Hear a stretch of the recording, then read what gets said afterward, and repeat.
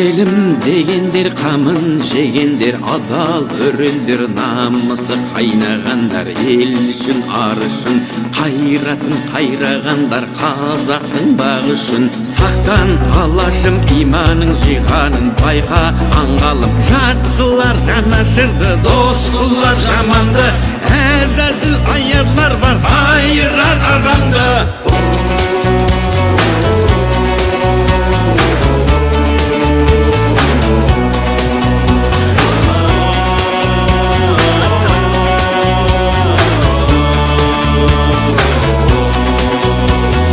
Баю үшін барында сатқандар, тою үшін де тонында арын сатқан, құлданған санасы, ел мен жер бізге аманат, алаштың баласы.